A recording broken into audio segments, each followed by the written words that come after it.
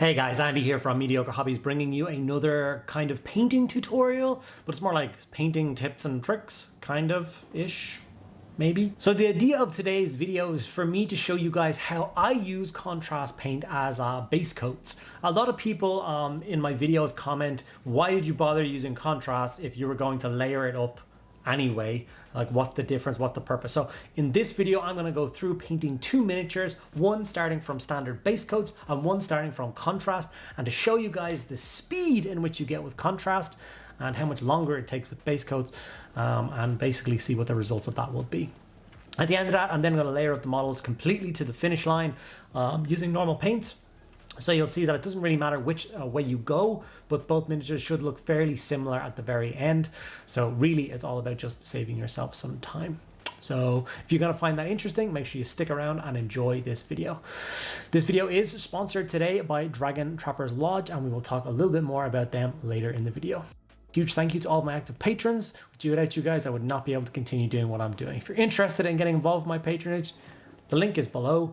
You get access to a private Discord server and an extra video every single week. So that's 52 extra videos a year just for you guys. Without further ado, let's get into the video. Okay guys, to do this test, I have printed off two of Kofu the Vengeful, which is one of the beautiful sculpts from Dragon Trappers Lodge Patreon this month. He's a beautiful like monk elemental, so it's a basic humanoid form in a warrior pose, but he has basically summoned up these big rock or earth element hands to kind of fight with him. So I've printed off two of those exactly the same size, the same scale, sprayed them exactly the same, and then I basically have the same set of 5 paints but in contrast and standard base coat form. And what I'm going to do is actually use a stopwatch off my phone. I'm going to hit record and then start painting with each and every stage of paint. So I'm going to go back and forth between using contrast and using standard base coated paints. I'm only going to show you the recording time of the first one, but I have all the results and I will share them as I'm going through with you here. So each stage will start with a contrast one and then I'll do the base coat version of that. So we're starting with the skin of the contrast. I'm not going to go through, this isn't a how to paint guide, so I'm not going to talk specifically about the paints. It's more about the time it takes to paint and how quick and effective it can be to use contrast paints to get your miniatures base coated. So there's all the skin base coated on this miniature, and that took a total of 1 minute and 33 seconds. That's all it took for using contrast. I'm going to have this little chart here on a notepad, and I'm going to write down each of the stages and each of the times based on that. So I hit start on the timer again, and then I use a standard base coat paint. Bugman's Glow was actually the paint I used for this one. And then I applied that to all of the skin of the second miniature. To give you a rough variance of how long it took to base coat it with the normal paints. So for the contrast, like you've seen, it took 1 minute and 33 seconds. For the standard base coat paint, it took 4 minutes and 15 seconds. That is a huge jump in time on the first miniature alone. So I'm not going to go through all of the different kinds of times until we kind of get to the shade stage. Then I'll talk to you guys about it as a kind of total. And let you know my thoughts on feelings about how much this will affect your painting and how much kind of small amounts of time add up, and how we kind of work through this and help you out. I've got a couple of different like thought processes that I feel. But yeah, we're going to move on to the grey now. I'm going to use just standard Basilicanum Grey contrast and apply that all over his big meaty rock arms and the rocks on the base of the miniature. Like I said in the intro, I do get asked so many times, because my style of painting is use contrast to apply base coats. I generally then do an all over shade, and then from there I will then layer up the miniature again. And people are always talking about the idea of why did you bother using contrast if you're going to be layering up the model and doing a lot of covering up anyway. And for those, I say you're going to need to do a base coat if you want to build up on like a solid color. Like if you were to do the kind of color of red that I would have liked to be doing at this stage, a nice bright vibrant color, that is not going to go over the base coat easily. And also it'll be a very flat color if you don't have any kind of darker reds in the recesses or in the shades. So it all kind of comes down to what kind of style of painting you want, but traditionally you throw down a base coat, you shade it, and then you layer and highlight it. All I'm saying to use contrast for is to use it for that base coat stage, and it will save you an awful lot of time.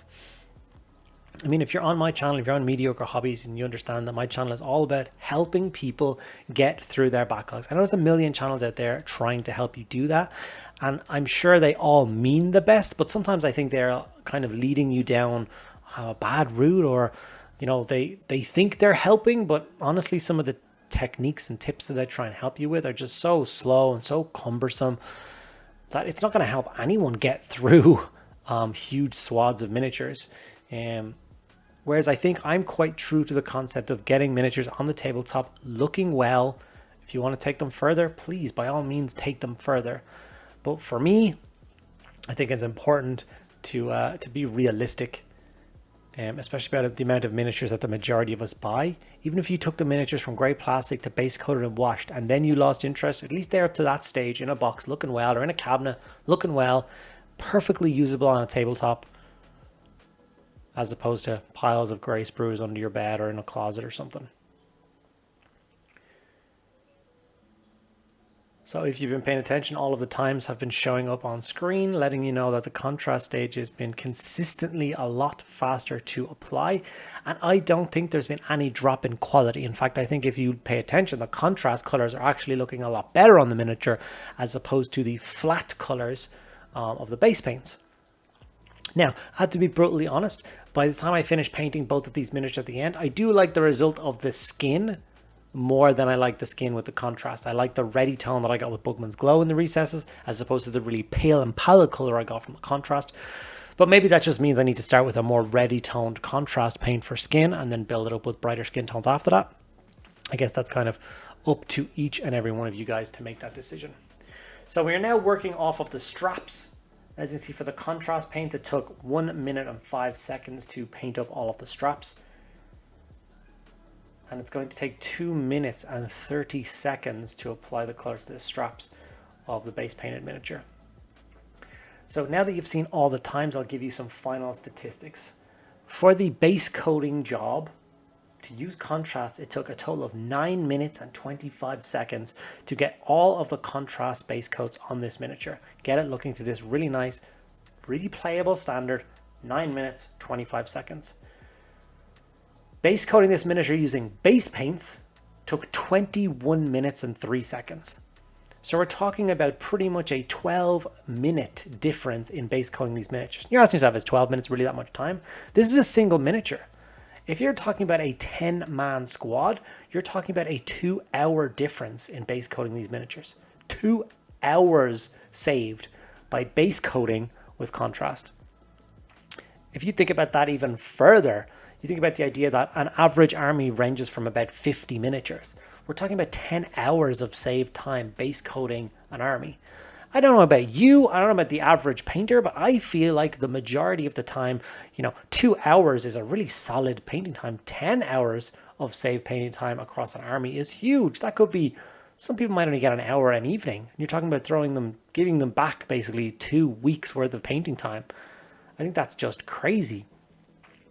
I also like to look at it in the way of, people are going to inevitably put in the comments that contrast paints cost a lot of money. I'm not talking about specifically contrast paints. You could use, army speed paints or Vallejo army color or whatever you want to use. Any of those kind of colors that are, easy flow, good coverage, base paint kind of paints you can use for this.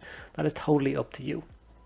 But you got to remember it like this. If you're saving yourself 10 hours of time on an army, you got to ask yourself, like, when you're working your job, how much do you get paid an hour? Because that's essentially what value you're putting on an hour of your time.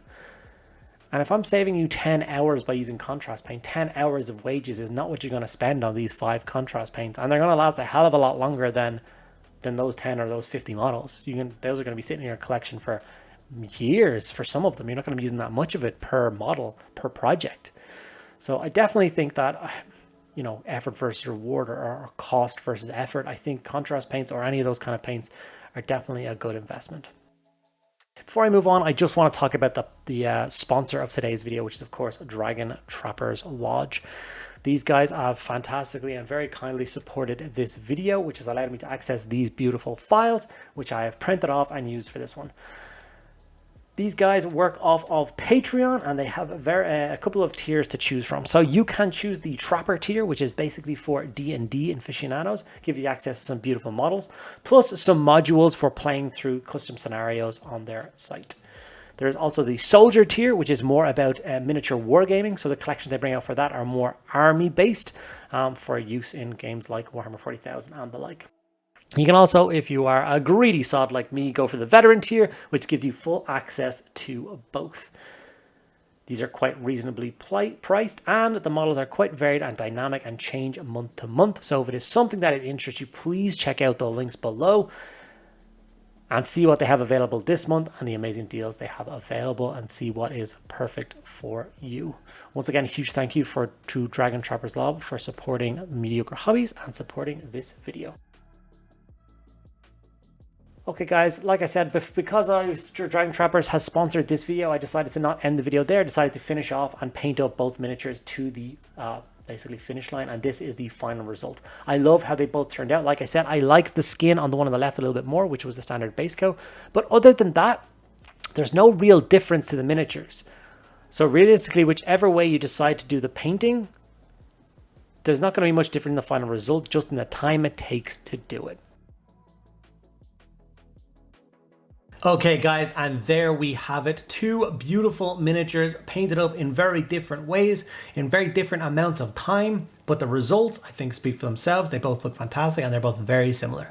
If you liked this video and you would like to see more videos like it, make sure you give this video a like. Let me know what you'd like to see in the comments below. And if you're not already subscribed to my channel, please take 2 seconds today and hit that subscribe button. Huge thank you once again to Dragon Trappers Lodge. If you want to check out them and their amazing selection of 3D printable miniatures, check out those links below. I will see you guys in the next video.